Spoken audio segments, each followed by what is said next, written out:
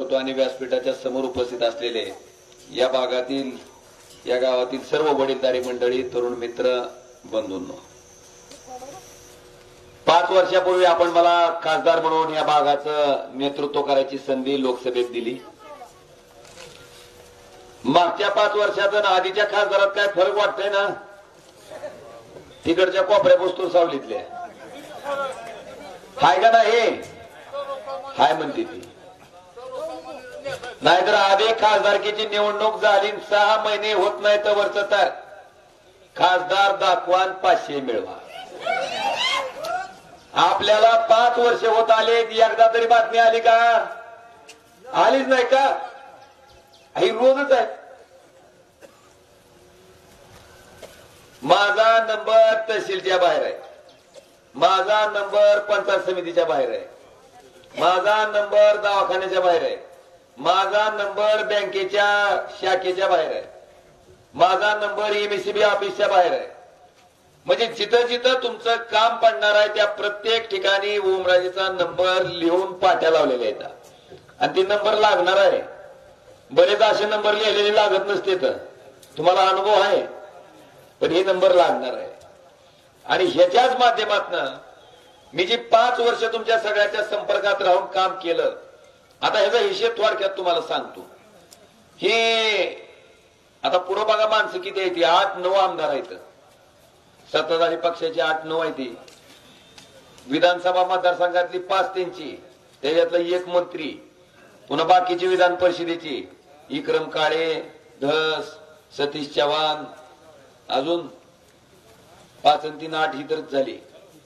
हे 8 आमदार आहेत आणि त्याच्याहून अजून पुन्हा 2 उपमुख्यमंत्री आहेत आणि पुन्हा 1 मुख्यमंत्री आहे. पुन्हा आपल्यातली सेनेतली 40 बोके फोडून घेतली ती त्यांच्याकडे, पुन्हा राष्ट्रवादीतली 35 बोके फोडून त्यांच्याकडे घेतली ती, पुन्हा इंजिन घेतलंय वडाया, हो, पुन्हा काँग्रेसचं बसवराज पाटील फोडून घेतलेत, हो, पुन्हा सुनील मालक फोडून घेतलेत.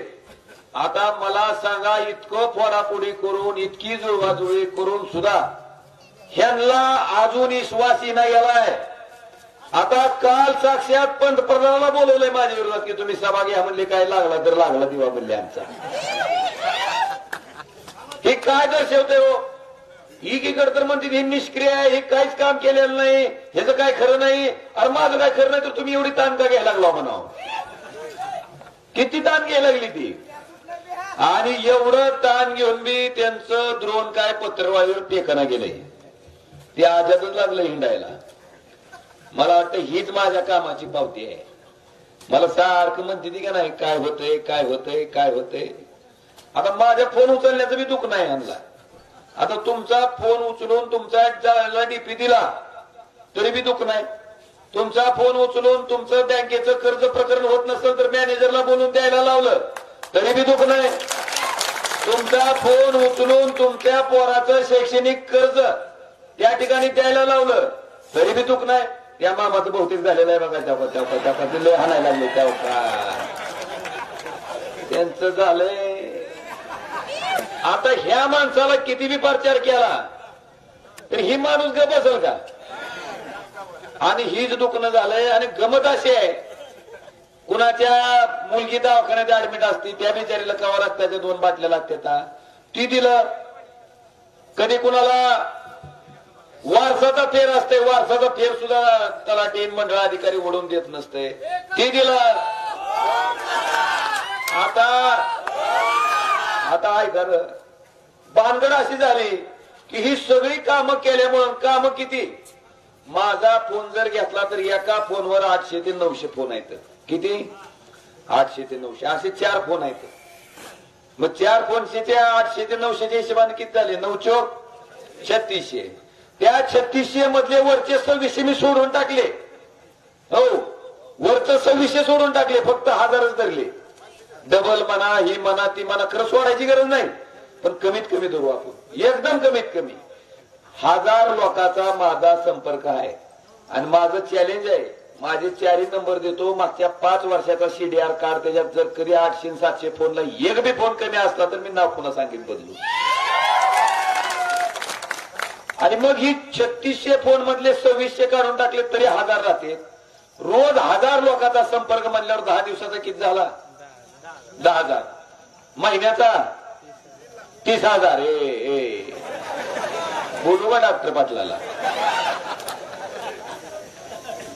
अरे म्हातारी बरी तुमच्यापेक्षा पेटे हातावर हिशेब करते. हिशेबच बोंबलायला कळ नाही गेलाय. 30,000 महिन्याला 30,000 म्हणल्यावर वर्षाला 12×36 3,60,000. 36,000 नाही. तुमचं बी गणित झोकायला, तुमचं बी मास्तर गणनाचा कथा होता काही.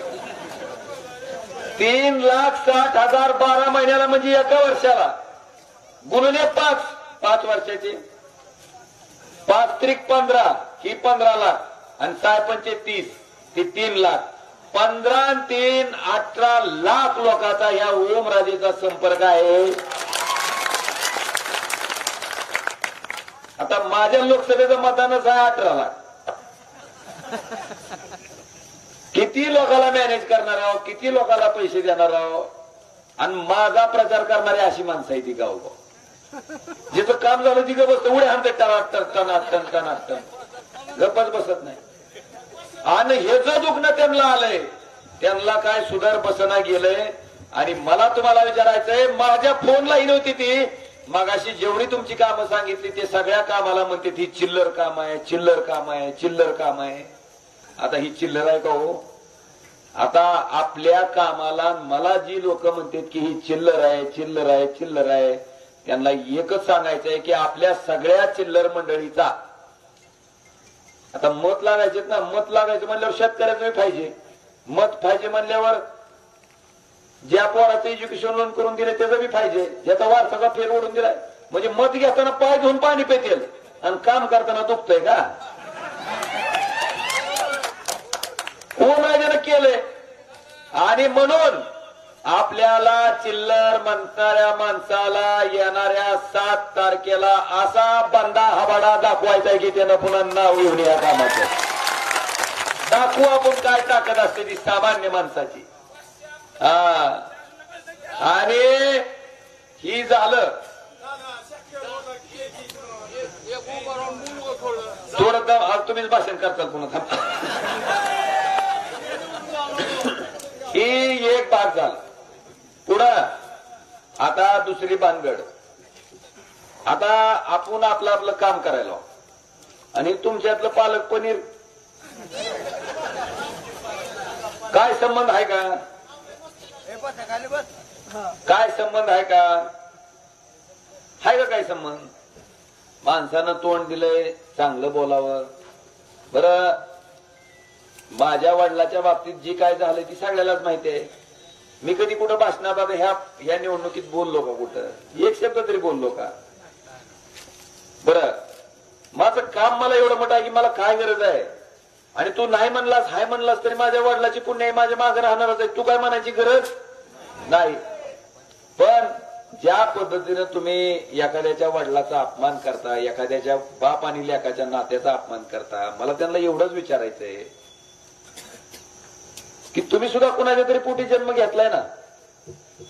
तुम्ही आईबापाच्या पोटी जन्म घेतलाय, आम्ही आईबापाच्या पोटी जन्म घेतलाय. आम्ही तुमच्या आईबापाबरोबर बोलणं, तुम्ही मला वाटतं ते आमचा कमीपणा आहे. आमचं संस्कार दाखवते, आमचा मला वाटतं उथळपणा त्या ठिकाणी उघडा पडतंय. आम्ही बोलणार नाही. फक्त त्यांना एवढंच म्हणतो की तुम्हाला माहिती आहे का बायलर कोंबडीचं अंड माहिती आहे का नाही तुम्हाला? त्याला बाप असतंय का?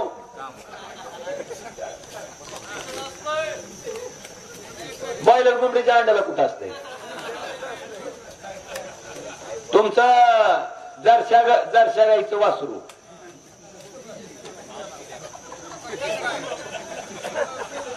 आता ज्याची मानसिकता बॉयलर कोंबडीच्या अंड्यासारखी आहे, जरशा गाईच्या वासरासारखी आहे, त्या बिचाऱ्याला बापाची किंमत मी कशाला सांगून कशाला नाव घेऊ? मला माहिती आहे. मला वाटतं एवढं बाद झालं. आणि त्या तेरणा कारखान्याबद्दल सारखं उठलं की भंगार आहे, भंगार आहे. मग तुझी कशाला कुतर होती ती घ्यायला? ती जर भंगार होत तुम्ही पैसे घालून माघार घेता का? कोण घेतय हो? घेतय का कोण? त्यांना मला थोडं सांगायचंय. तेरणा कारखाना 2007 ला माझ्या ताब्यात आला. 427 कोटीचं कर्ज असणारा कारखाना माझ्या ताब्यात आला. ओमराजेनं चलिवला आणि 427 कोटी पैकी 227 कोटी रुपयाच्या कर्जाची परतफेड केली. लेजरला आहे बघा, लेजरला आहे बघा. आणि तिथं तर सगळंच बघणार होतं. तर मुख्य त्यांनी सांगितलं भाषणात, एकनाथभाई शिंदेनी बोलावलं, अमित देशमुखांना सांगितलं हा कारखाना कोणाला द्यायचा. हा द्यावा.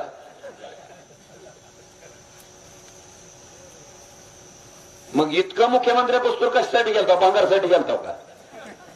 अरे ती सोनं आहे तुम्हाला माहित होतं, सगळं व्यवस्थित आहे तुम्हाला माहित होतं.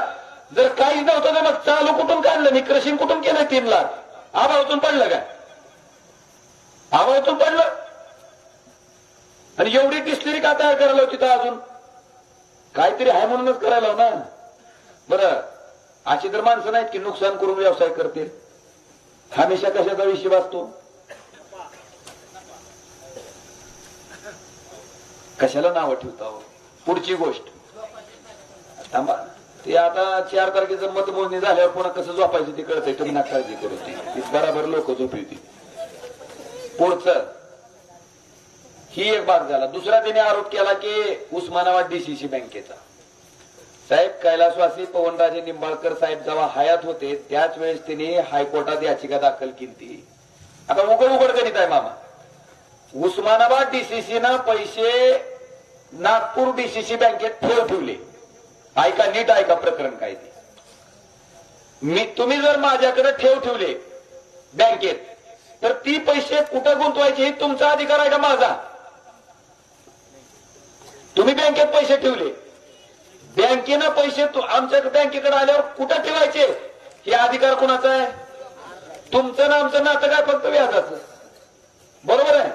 तसं उस्मानाबाद डीसीसी बँकेनं नागपूर डीसीसी बँकेत काय ठेवली? ठेवली. मग त्या ठेवीचं पाण्यात टाकून द्यायची, गावातून टाकायची का कुठं सेव्हिंग करायची? जिथं कुठं गुंतवायचा अधिकार कोणाचा? बँकेचा. ठेवीदाराचा नसतो. आता तुम्ही बँकेत पैसे ठेवल्यावर बँक कुठं गुंतवायचे तुम्ही ठरवितो का? कोण ठरवितंय? आणि ह्याच्याच आधारे राजेसाहेबांनी प्रकरण दाखल केलं की बाबा आम्ही बँकेत पैसे ठेवले, बँकेनं कुठं गुंतवायचे? कोणी नागपूरनं.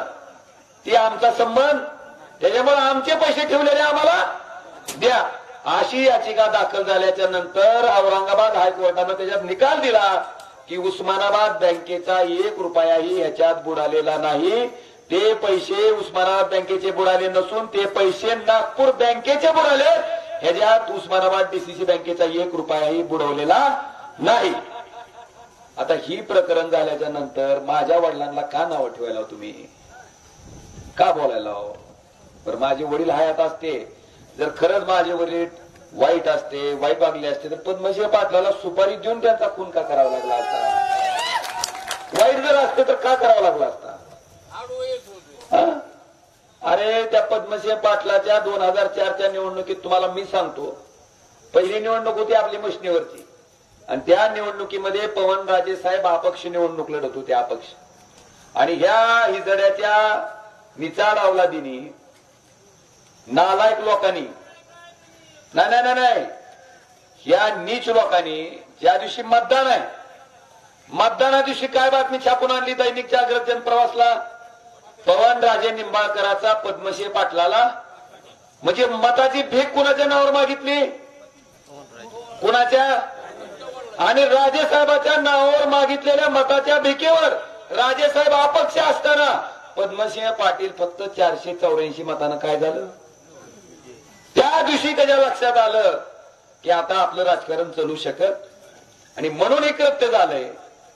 आणि मी सुद्धा का आलो राजकारणात? पद्मसिंह पाटलाला वाटायचं की आता पवनराजे संपवलं की आपल्याला विरोधक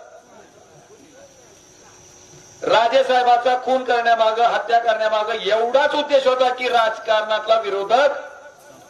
आता मी पवनराजेचं पोरग म्हणून माझं काय कर्तव्य होतं की ज्या कारणामुळं आपल्या वडिलाचा खून झाला ते कारण विरोधी लोकांचं साध्य होऊ द्यायचं नाही. बरोबर आहे. म्हणून ओमराजे राजकारणात आला. का आला? शपथ घेतली की एक पवनराजे जरी डॉक्टर पाटील तू संपविला असशील तर त्याच ताकदीचा दुसरा पवनराजे तुझ्या पुरोभा करेल. आणि केला ओमराजेनं, ताकदीनं केला, घाबरला नाही. ओमराजे काहीच नव्हता. ओमराजेची ग्रामपंचायत सुद्धा नव्हती, सदस्य सुद्धा नव्हता. तिथून इथपर्यंत आलोय. बांधवानो, प्रामाणिकपणा, संघर्ष होता म्हणूनच इथवर या ठिकाणी मी येऊ शकतो. त्यांना येऊ द्या त्यांना. तुम्ही थोडासा अंतर. तुम्हाला सगळ्याला विनंती आहे, सावलीला बसावं, उन्हात का तळायला तुम्ही सगळे.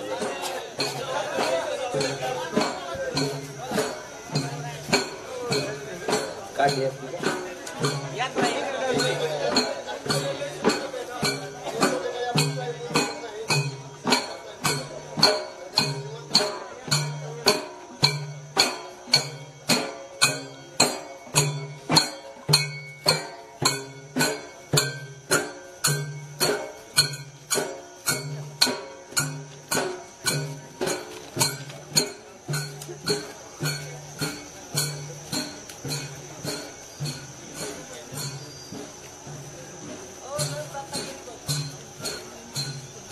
किती काळजी आहे.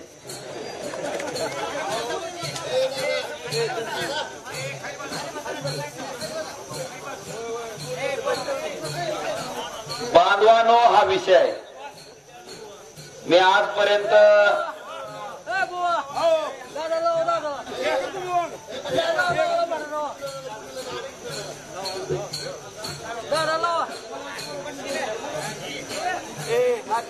आज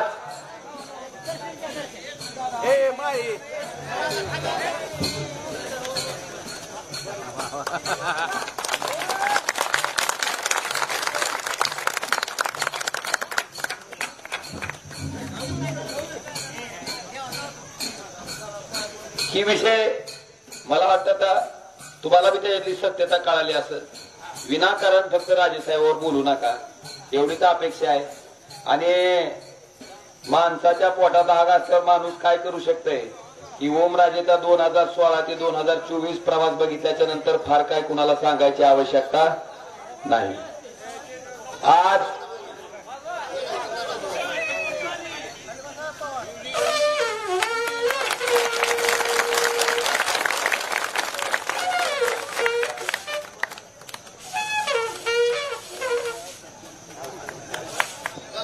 विठ्ठल गुरुदेवाचं शरद पवारांची खून आहे, उद्धव ठाकरेची मशाल आहे. बांधवानो, हा एक विषय झाला. आता ही मंडळी कामाच्या बाबतीत मला बोलते. तुमच्या तिथं प्रधानमंत्री सडक योजनेमधनं शिरसाव ते भांडगाव 7 कोटीचं काम झालंय ना, चालू आहे का?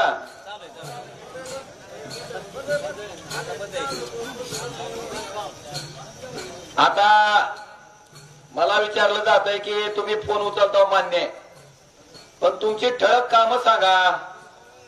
काम बी सांगितलं पाहिजे. आपलं काय म्हणणं नाही नुसतंच फोन उचललं म्हणजे काम होते नाही. तुमच्या सुद्धा कामाचं मला देणं लागते, माझी जबाबदारी. आज तुम्हाला मला पहिल्यांदा सांगायचंय की ओमराजे खासदार 5 वर्ष होता, त्याच्यातला 2.5 वर्ष सत्ताधारी पक्षातला खासदार होता राज्यात, कारण उद्धवसाहेब ठाकरे मुख्यमंत्री होते. त्या 2.5 वर्षामध्ये 1.5 वर्ष कोरोना होता. 1 वर्ष आपल्याला काम करायची संधी मिळाली. त्या 1 वर्षामध्ये धाराशिवचं शासकीय वैद्यकीय महाविद्यालय आपण या ठिकाणी मंजूर करून घेतलं, चालू केलं. पुढच्या वर्षी डॉक्टर झालेली पोरं त्या हॉस्पिटलमधून बाहेर पडतील.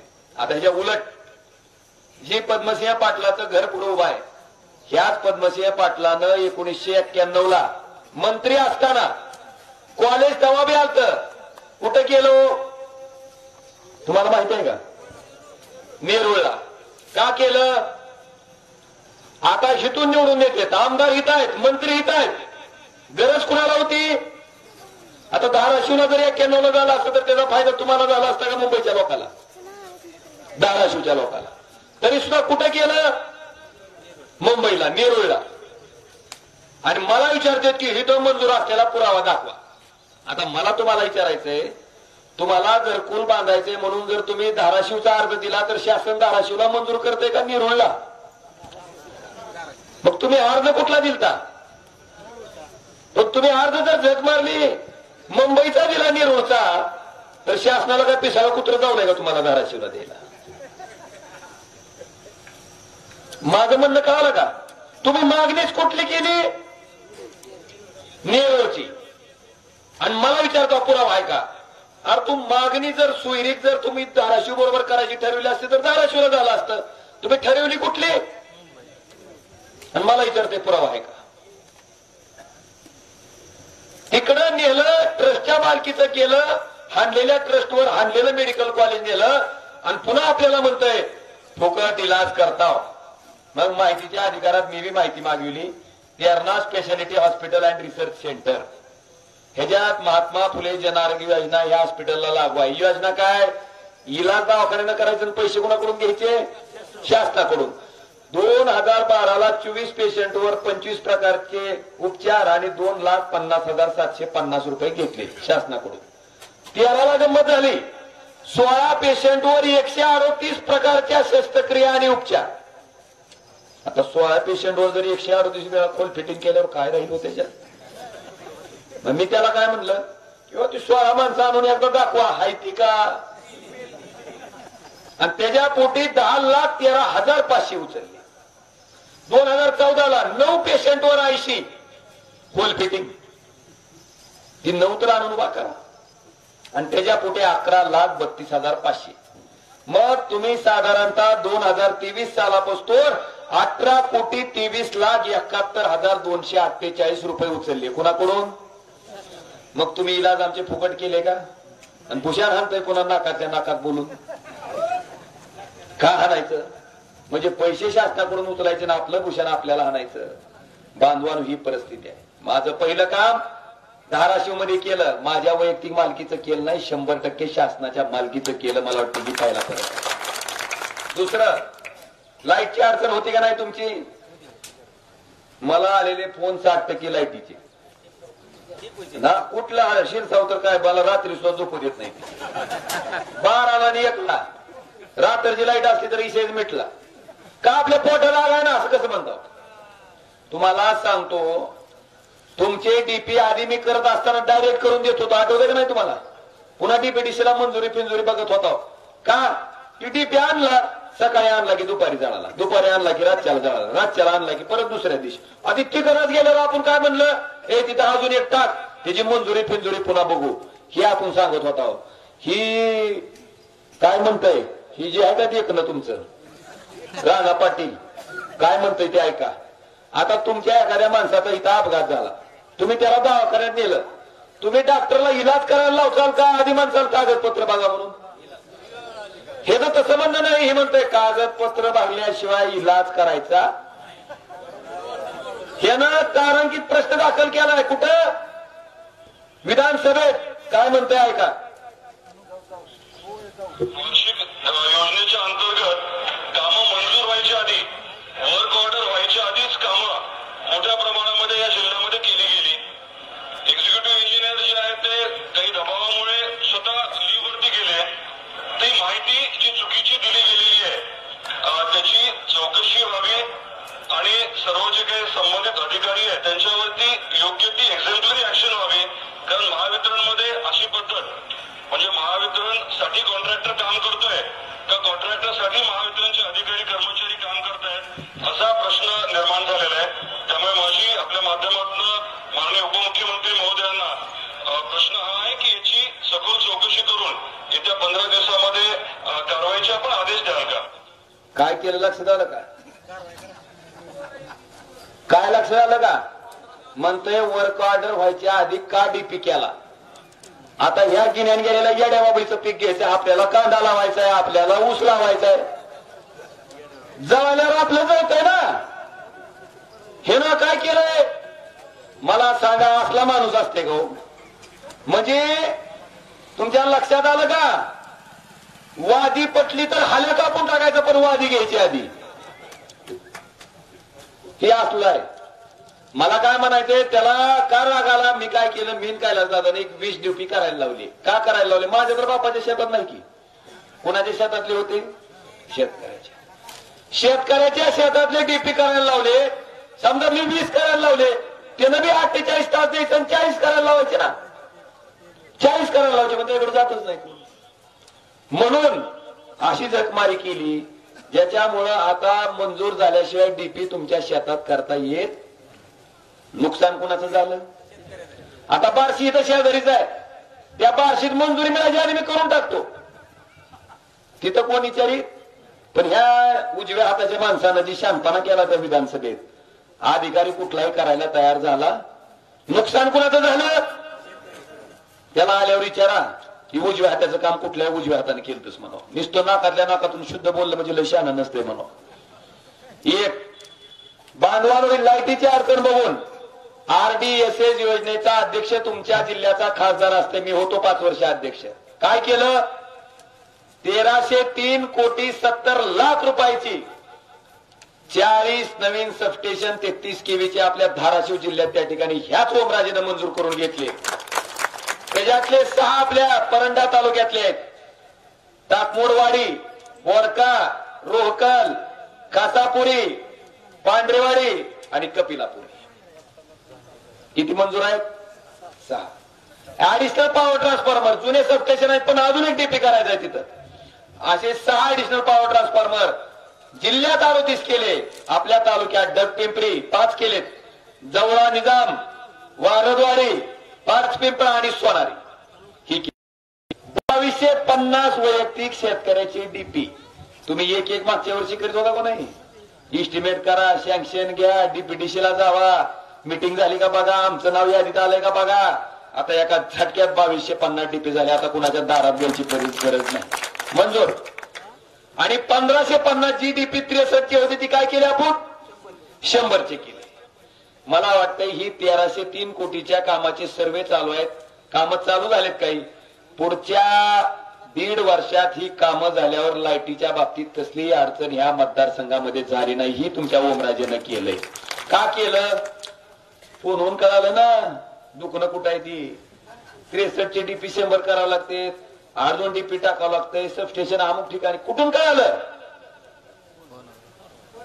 आणि केलं. आता मला सांगा, ज्याचे 7 कारखाने आहेत आणि 150 संस्था आहेत, त्यानं त्याचा कारभार बघून तुमच्याकडे कवा लक्ष द्यायचं आणि कवा ही बघायचं. बघू शकताय का, ओमराजेचा 24 तास मधला 24 तास वेळ तुमच्या सगळ्यासाठी आहे. म्हणून आज या पद्धतीचं काम करू शकतो. चला ती जाऊ दे तात्या. मला आता आदेश आलाय प्रधानमंत्री ग्राम सडक योजनेतनं, इथं जसं तुमचं 7 कोटी रुपयाच्या रस्त्याचं काम झालंय, त्याच पद्धतीनं जिल्ह्यात आपण 89 कोटी रुपयाची कामं 133 किलोमीटर लांबीची केली. खासदार निधी परंडा तालुक्यासाठी 1,60,00,000 रुपये खर्च केला. 30-54, 50-54, 2,60,00,000 रुपये. जनसुविधा 48 लाख रुपये. आणि ह्या कुठल्याही कामाला एकाने सांगावं की बाबा रुपयाची टक्केवारी कधी लागली का. आणि काही लोक आमच्यावर काय ह्याचा आरोप करते. आता तुम्ही कोणी केले सांगा मला, एकानं एक बी पटूशन आपण इथूनच पाठिंबा देऊन माघारी निघालो. बांधवानो, मला तुम्हाला विचारायचंय, जी लोक आमच्यावर टक्केवारीचा आरोप करते त्याच मंडळीला मला विचारायचंय की तुम्ही सांगत होता आम्ही लय श्रीमंत आहेत, लय पैसे आहे, लय जहागिरी आहे, जिथं कमी तिथं आम्ही म्हणत होता. मग तुम्ही अँब्युलन्स मध्ये शेण का खाल्लं महाराष्ट्र राज्याचा विचारावं लागेल. बात निकली है तो बहुत दूर तक जाएंगी, जब तक खत्म नहीं होती तब तक जाएंगी. अभी केलं सुरुवात तर चलू द्या. बांधवानो, 4,61,00,000 रुपयाचं अपंग बांधवाला जी लागणारं साहित्य आहे, कृत्रिम पाय, कृत्रिम हात, 2 चाकी सायकल असेल, कानानं ऐकायची मशीन असेल, व्हीलचेअर असेल, कमोड चेअर असेल, स्मार्टफोन असेल, स्मार्ट टिक असेल, 4,61,00,000 रुपयाचं सामान माझ्या अपंग बांधवाला एक पैसाही खर्च नव्हता. ह्याच ओमराजेनं त्या ठिकाणी पहिल्यांदा योजना राबली बरं का. ही कधीपासून चालू आहे? 76 पासून चालू आहे. एका पटुशानं राबविली, पहिला मीच आहे. मग एवढी कामं केल्यावर मला काय कामाच्या बाबतीत बोलू शकता का? ह्यांना माहितच नाही. ह्यांना का माहित नाही ती मी सांगतो. केंद्र सरकारच्या योजना जिल्ह्यात राबवायच्या त्याचा आढावा घेते दिशा समिती. दिशा समितीचा अध्यक्ष असतोय खासदार आणि सचिव असतोय कलेक्टर आणि सगळे आमदार असतात सदस्य. तुमच्या मंत्र्याला, तुमच्या बाकीच्या 5 आमदाराला विचारा की एका तरी दिशा समितीच्या मिटिंगला तुम्ही हजर राहिले का? एकाही नाही. वर्षातून 4 वेळेस मिटिंग होत्यात एका वर्षाला, म्हणजे 5 वर्षाच्या एका सुद्धा मिटिंगला नाहीत 20 पैकी एका. मग ह्यांना कळणार कसं की खासदाराचा दिवा कुठं लागलाय ती, म्हणून माहिती नाही. बांधवांनो ही परिस्थिती आहे. आता आमच्या जिल्हा नियोजन समितीचा अध्यक्ष पालकमंत्री आहे म्हणून आम्ही जात नाव का? आपण सदस्याचा अधिकार पाठवतोच की. मग जिथं अध्यक्ष खासदार आहे म्हणून त्याचं फक्त मान सन्मानामुळे जायचं नाही असं असतंय का? आपण कुणासाठी निवडून आलो? आपण जायलाच पाहिजे, पण त्यांना मान सन्मान पाहिजे. जिथं मी अध्यक्ष आहे तिथं कमीपणा करायला कशाला येते? पालक पनीर कोणी आलं नाही. आणि म्हणून आता ही झालं कामाचं. मला तुम्हाला विचारायचंय, जरांगे पाटलाच्या आंदोलनावर लाठीचार्ज झाल्या त्याच्या 1.5 वर्ष आधी ओमराजेनं मराठा आरक्षणाचा विषय लोकसभेत मांडला होता. काय म्हणून मांडला होता? की तामिळनाडू राज्याचं आरक्षण 50%च्या पुढे 78%ला गेलं तरी टिकलं का? केंद्र सरकारनं त्यांच्या बाजूनं सुप्रीम कोर्टात काय दाखल केलं? ऍफिडेव्हिट. मी काय म्हणलं राज्य सरकारला, केंद्र सरकारला, की जसं तामिळनाडू सरकारचं आरक्षण तुम्ही वाचवलं होतं तसंच महाराष्ट्रातलं मराठा समाजाचं काय वाचवा? आरक्षण वाचवा. तसंच ऍफिडेव्हिट देऊन काय होईल? ती जर आरक्षण वाचलं असतं आपलं सुप्रीम कोर्टात तर मराठा ओबीसी वाद झाला असता का? झाला असता का? पण त्यांना दुखणं होतं उद्धव साहेबाचं खाली. म्हणली ही मुख्यमंत्री आहे, ह्याच्यासाठी खटा खांदा म्हणली. खटा खांदला आणि पडलं कोण? नियम आहे नीतीचा. एवढंच नाही, 50%ची आरक्षणाची मर्यादा वाढल्याच्या नंतर आरक्षण टिकत नाही. 50%ची मर्यादा वाढवायचा अधिकार कोणाला आहे? संसदेला. संसदेला मी सदस्य आहे, मी मागणी करतोय 5 अधिवेशन. अरे 50ची मर्यादा वाढवून टाका ना. खालून राज्यानं घेतलेला निर्णय आपोआप टिकतय. वाढवली का? मग मला तुम्हाला विचारायचंय की मला कोणी सांगितलं नव्हतं, आंदोलन झालं नव्हतं तरी मराठा आरक्षणाचा विषय मी मांडला का? तर माझं कर्तव्य होतं तुमचा प्रतिनिधी म्हणून मांडला. नाहीतर बाकीचे लोक आंदोलन झाल्यावर आढायला चालू करतील, तिथून जाग येते. ओमराजेला 1.5 वर्ष आधी चालती ही भावना आहे. लिंगायत समाजाचा, या समाजाला अल्पसंख्याक समाजाचा दर्जा मागणी करणारा बी एकमेव खासदार आहे ती म्हणजे ओमराजे निंबाळकर. लिंगायत धर्माला त्या ठिकाणी धर्म म्हणून मान्यता द्या म्हणणारा बी ओमराजे आहे. धनगर आरक्षण असेल, मुस्लिम आरक्षण असेल, हा विषय सुद्धा लोकसभेत मांडणारा मीच आहे. बघितला का नाही व्हिडिओ माझा? मग संसदेत 71 वेळेस बोललोय.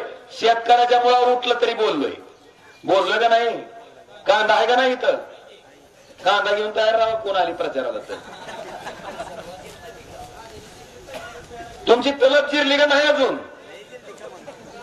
भाई और बहिनो कसा उत्पन्न होया का नाही? दुप्पट होया सांग तू जरा. आता ही शेतकऱ्याचं उत्पन्न दुप्पट झालंय की माहित नाही का तुम्हाला? कसं झालं सांगतो की 11,000 रुपये क्विंटलचं सोयाबीन किती हजाराला आलंय? कांदा 60 रुपयाला गेला की कांद्यावर निर्यात बंदी. कांदा कुठे टाकला पुन्हा तुम्ही? उकंड्यावर. बिस्किरीच्या बाटलीचा भाव 20 रुपये लिटर आहे, गाईच्या दुधाचा भाव 24 रुपये लिटर आहे. कसा हाणायचं जोड्यानं कुणाला? हाय का नाही? आता 30 देशाचे पंतप्रधान काल आले होते, मला वाटलं काहीतरी बोलतील. आता हे काय म्हणले ते ऐका. मेरे किसान भाइयों को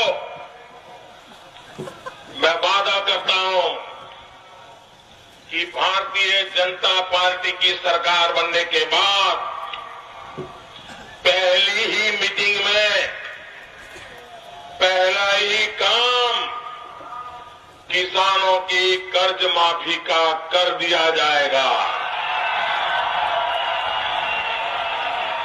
और मैं खुद इस काम को करवा के रहूंगा। ये मेरी जिम्मेवारी मान लीजिए। कशी झक मारायची?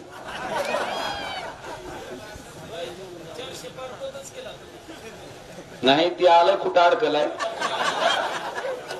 पहिला मुद्दा बघा की त्यांनीच म्हणते की आम्ही कर्जमाफी पहिल्याच मीटिंग मध्ये पहिलाच निर्णय कुठला घेऊ. आता किती मिटिंग झाल्या असतील 10 वर्षात. आणि आपला काटा काढला सोयाबीनचं सोयाबीन आहेत करून ती तर निराळाच आहे. एका बारक्या शेतकऱ्याचं 1.5 लाख रुपये नुकसान आहे.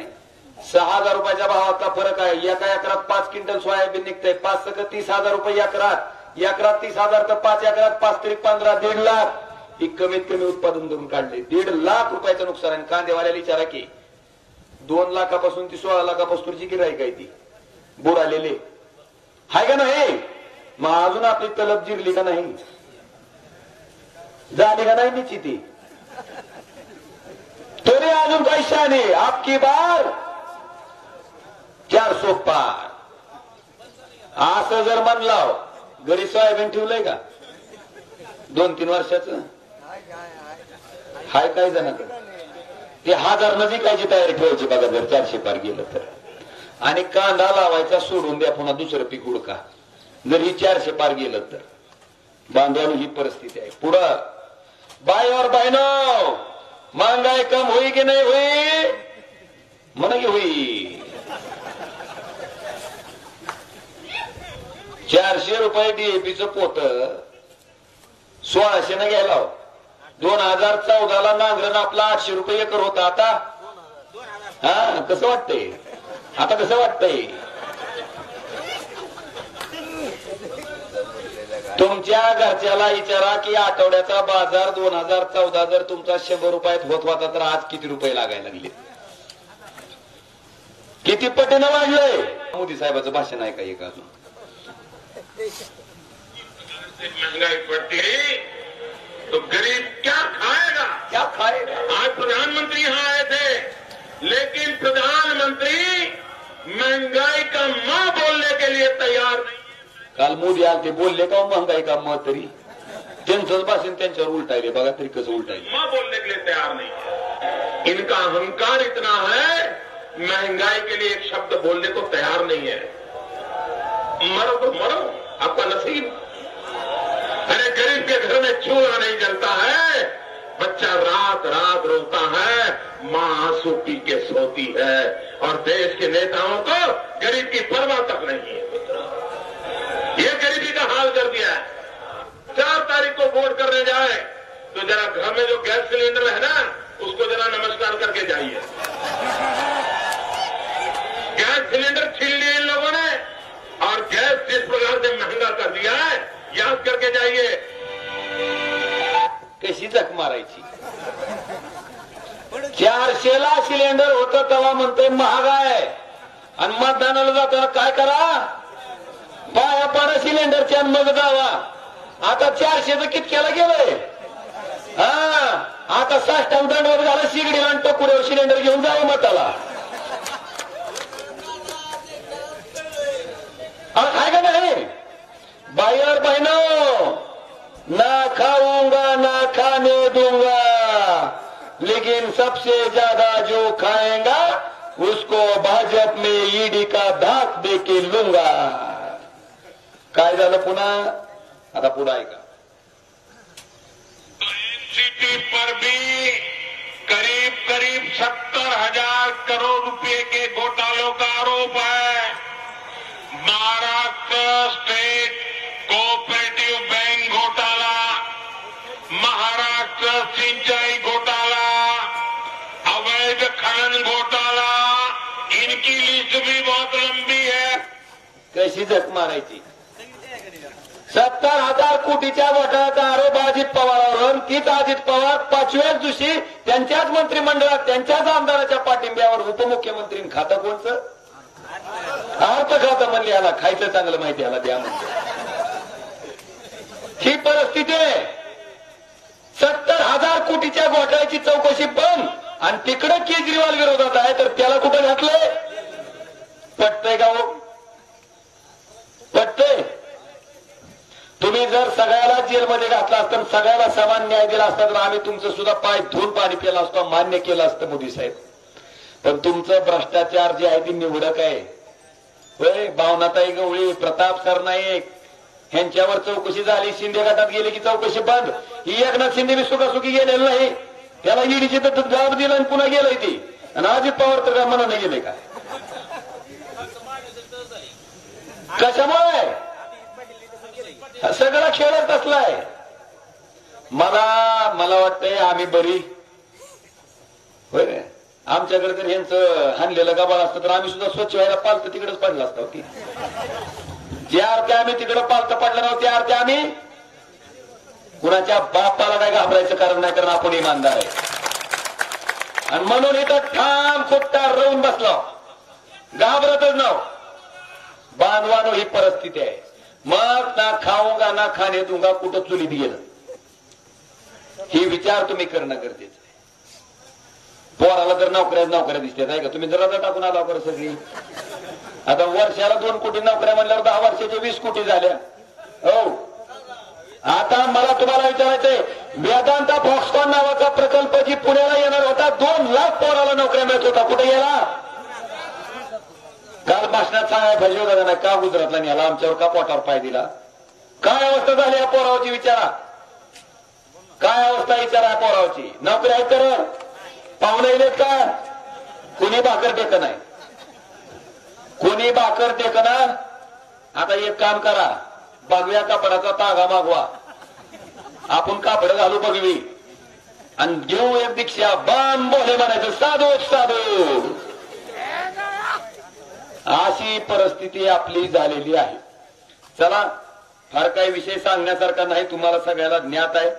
एवढंच तुम्हाला मी सांगतो शेवटचं, की 45 वर्ष पवार साहेबांनी त्यांना मंत्रिपद दिलेलं असताना सुद्धा एका रात्रीत गद्दारी करून स्वतःच्या मंत्रिपदाच्या काळातलं पैसे वाचवायसाठी भारतीय जनता पार्टीत जाणार राणा पाटील आणि डॉक्टर पाटील एका बाजूला, अर्चनाताई एका बाजूला आहे. आणि पक्ष फुटत असताना, चिन्ह जात असताना, नाव जात असताना, सत्ता जात असताना, पलीकडे गेल्यावर 50 खोके मिळत असताना त्याच्यावर लाथ मारून इमानदारीनं उद्धव ठाकरेच्या मागे उभा राहिलेला उमराजे दुसरा पाहिजे. निर्णय तुमचा आहे. प्रामाणिक माणसाला मत टाकायचंय का बेमानाला टाकायचंय? पुढं त्या ताई, आता ताईचे तर एवढे व्हिडिओ आले, सांगावं तेवढं कमी आहे. काय बोलतात, गंमतच गंमत आहे. मी बघितलं किती दाखवावं काय काय दाखवावं. आता बघा, यांना आल्या आल्या विचारलं बरं का, काय विचारलं? ताई तुम्ही आता राष्ट्रवादी काँग्रेस पार्टीत आला, मग अजितदादाची राष्ट्रवादी काँग्रेस पार्टी वाढवणार का? त्या म्हणल्या मग कशाला, माझा नवरा बीजेपी मध्ये, मी कशाला वाढवू म्हणल्या, फुकट घेण्यानं देण्याचं. अजितदानंतर धोंडा जाणून घेतला असेल कपाळ्यात. हो, त्याच्या पुढं पुन्हा पोरग त्याच्या पुढं आहे. ती काय म्हणलंय, निष्ठा अंगानं वाढलं, तिची बुद्धी वाढूच दिली नाही देवाने. ती काय म्हणी, माझ्या रक्तात काय रक्तात राष्ट्रवादी, रक्तात राष्ट्रवादी, हृदयात भाजप आहे. लेकराचा दोष नाही. मल्हार पाटलाचे पप्पा कोणत्या पार्टीत आहेत आणि मम्मी, मग लेकराचा असा केमिकल लोचा होणार, लेकराचा दोष. पण त्यांना मी म्हणलं, तुमच्या आईबापाचा आदर्श घेऊन एक काम करा म्हणलं. तुम्ही काय म्हणलं, जसं तुमचे आईबाप एका रात्रीत पक्ष बदलते तसं काय करा, तुमचं किडनी लिव्हर शिल्लक आहे, शिंदे गटाला किडनीत टाका आणि लिव्हर मध्ये टाका मनशे. म्हणजे तुम्ही बी रात्री बोंबलत कोणत्या पक्षात गेला तर सकाळी सांगायला रिकामं की माझ्या किडनीत शिंदे गट होता म्हणून. चलतंय का हो? चलतंय का? बाबानो, ह्या पद्धतीची परिस्थिती आहे. एकच साधा. आता ह्या ताईचा प्रश्न बघा, काय म्हणतात अर्चनाताई बोलायला लागले TV 9 ला. कसा प्रतिसाद मिळतो? प्रतिसाद तुम्ही बघा, म्हणजे उमेदवारी अर्ज जरा उशिरा डिक्लेअर झाला. एकच मिनिट, प्रतिसाद अतिशय उत्स्फूर्त आहे. तुम्ही बघताय थोडा घसा बसला. उमेदवारी अर्ज उशिरा डिक्लेअर झाला, पण ज्या पद्धतीचा प्रतिसाद आहे महायुतीचे सर्व धाराशिव मतदारसंघातील नेते आणि आहे का काय कशाला काही काळजी द्यायचे का निवडून असला खासदार? पुन्हा तुमच्या टकोऱ्याचं तुम्ही धोंड आणून घ्यायचा पाठ. थांबा थांबा, ही नीट ऐका.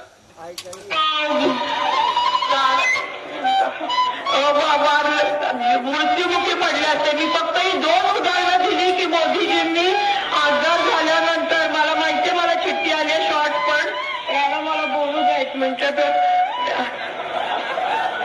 कशी जग मारायची तर सांगा की. आणि ह्यांना जर तुम्ही खासदार, मग माझं काय म्हणणं नाही बाबा. तुमची पुन्हा कशी आता जशी 10 वर्षांनी निश्चिती झाली चांगली, अशी निश्चिती फक्त होऊ द्यायची. लय मोदार नाही सांगायची मला आवश्यकता नाही. पण मला आता तुम्हाला शेवटच्या प्रश्नाकडे न्यायचंय की आता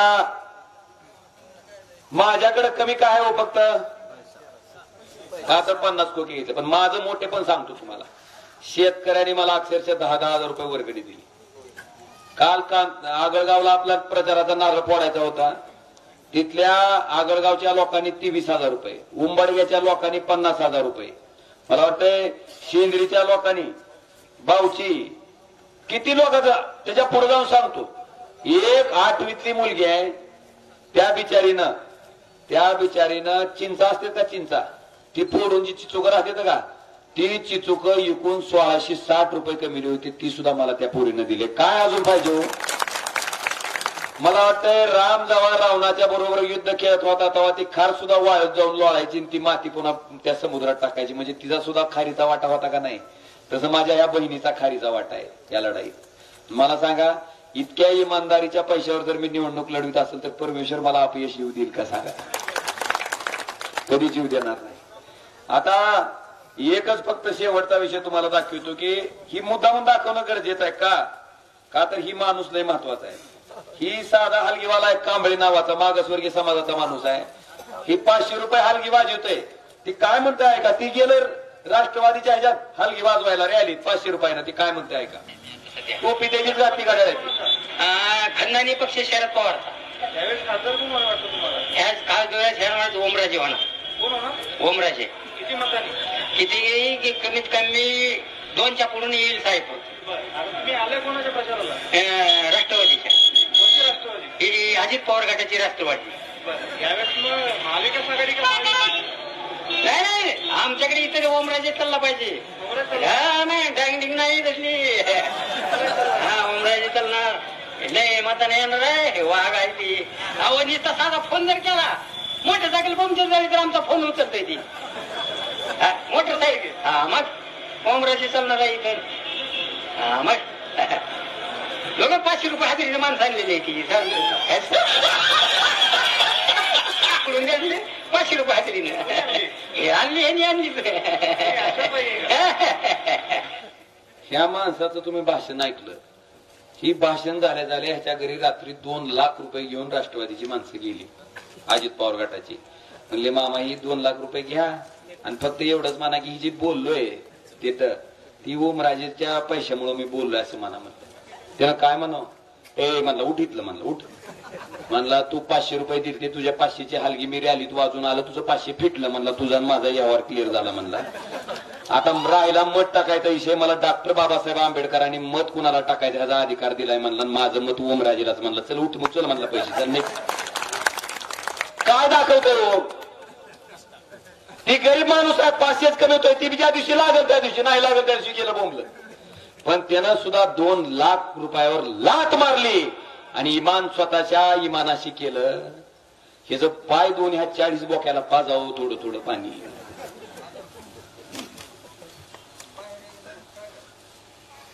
पाजावं लागेल का नाही? येईल का गुण? पण काय बाबांनो एवढी प्रेम करणार. एखादर भाजीवाल्यानं आपशिंग्याचा आहे, तुळजापूरच्या खाली नाही का आपशिंगा, तिथला शेतकरी आहे. मी तिची पेंडी 20 रुपयाला घेत होतो. 3000 पेंड्या होत्या. आलं बाजारात धाराशिवच्या. हे म्हणला फुकट घेऊन झाला, फक्त एकच आट म्हणलं ओमराजेला मत टाकायचं. म्हणलं काय पाहिजे अजून मला? मला वाटतं ही काय दर्शवतं की लोकांनी निवडणूक हातात घेतलेली आणि निकाल काय लागणार आहे आपल्याला माहिती आहे. फक्त माझी इच्छा काय, पैशाच्या ताकदीवर जी गुरमीन घमेंडखोर भाषणं चालू आहेत का सगळे, काय बोललं जातंय. आता शेजारीच भाऊ आहेत राजा भाऊ, काय भाषण केलं हो भाऊनं. तुम्ही अर्चनाताईचा प्रचार करता, शिवाय किती घाण घाण द्यायला लागलो. बघितलं का नाही तुम्ही काय बोलता. ही व्हिडिओ सुद्धा वाचून दाखवू म्हणजे इतकी घाण शिवाय येते. आपलं सुसभ्य माणूस दाखवू शकत नुसतं माझच बोलायला लागलाय. बरं प्रेमानं माणसं अंगावरची कापडं काढून देते की दाब दिल्यावर मग कापडं काढून घेते ती म्हणा. तू किती का पैसेवाला असं बांधवानं एक परिस्थिती आता फार काही बोलत नाही. उद्याच्या 7 तारखेला मतदान आहे. काटलंय बरं झालं 7 म्हणलं. म्हणलं ही दिल की बात चालली का मन की बात चालली काय कळायचं नाही म्हणलं. बांधवानो उद्याच्या 7 तारखेला मतदान करताना 2 मशनी आहेत. मतदान जास्तीत जास्त करायचंय, सगळ्याला घराच्या बाहेर करून काढायचंय. महिलाला व्यवस्थित सांगा 1 नंबरच्या मशनीवर 2 नंबरचं माझं बटन आहे. 2 नंबर लिहिलंय, त्याच्या पुढे नाव आहे माझं. ज्याला लिहिता वाचता येतं त्यांनी नाव वाचावं. ओमप्रकाश गोपाल सिंह उर्फ पवनराजे निंबाळकर या नावाच्या पुढे पुन्हा मशालीचं चिन्ह आहे. नाही चिन्हाच्या आधी माझा फोटो आहे. मला तर ओळखीताव की माझा फोटो बघून मला ओळखीतात की. ज्याला लिहिता वाचता येत नाही त्यानं फोटो बघायचा आणि फोटो बघून पुन्हा मशाल बघायची. आणि मशालीच्या पुढचं काय दाबायचं, ती बटन दाबलं की टुई करून आवाज येतोय. आवाज आला की माघारी फिरायचं नाही. बाजूला व्हीव्हीपॅट मशीन आहे, त्याच्यात मशालीची चिठ्ठी 2 नंबर लिहिलेलं नाव गळून पडतंय का बघायचं. ती झाला पुरावा की आपलं बटन मशालीला दाबलं. मत सुद्धा कुठे गेलंय, मशालीला. कारण मशालीत पडलेल्या चिठ्ठ्या बी मापणार आहेत आणि मशनीतलं मत बी मापणार आहे. ह्याच्यात गोळ होणार. आणि जर बटन मशालीचं दाबलं चिठ्ठी भलती निघाली तर मग काय करताल तुम्ही. अय बाबा ही मशीन फोडायचं माझ्या मन नशिबाला आणसाल काहीतरी तुम्ही. पुढं 8-8, 9-9 फिरायली ती. मी एकटाच आहे, जीव जमलाय माझा. 2 किलो वजन कमी झालंय. अजून महिनाभर पुढे इलेक्शन चाललं. मशीन फोडायची नाही, लेखी अर्ज द्यायचा की असं असं मी मतदान करत असताना अमुक अमुक बटन दाबला असता चिठ्ठी तमुक तमुक पडली तरी तुम्ही खात्री करावी, ताबडतोब मतदान बंद करावं. ह्याच्यावर काय घ्यायची ऑब्जेक्शन. लेखी तोंडी मतदान अधिकारी ताबडतोब मतदान. पण मशालीचं बटन दाबून जर मशालीला चाललं तर मतदान चालू द्या. फक्त खात्री काय करायची, मशालीची चिठ्ठी. कळलं. मग ईव्हीएम मध्ये गोळ होत. बस एवढंच तुम्हाला आवाहन करतो. उद्याच्या 7 तारखेला तुमचा खासदार म्हणून 5 वर्ष मी इमानदारीनं काम केलंय, प्रामाणिकपणे काम केलंय. त्या कामाच्या जोरावरच तुमचं मत मी मागतोय. मला अधिकार आहे. तुम्ही 7 तारखेला मशाल या चिन्हापुढचं बटन दाबून परत एकदा तुमचा खासदार म्हणून या ओमराजेला निवडून द्यावी विनंती करतो आणि रजा घेतो. धन्यवाद. जय हिंद, जय महाराष्ट्र. नक्कीच त्या दबाव पारडावासी तालुक्यातील स्वाभिमानी जनता एकीचा विश्वास तुम्हाला देईल. कांदलगावच्या राजेंद्र नवले या शेतकऱ्यानं सुद्धा मला 10,000 रुपयाची मदत केली. त्यांचा आभार आहे. तुमच्या कष्टाचे पैसे 100% मला जिंकून देतील.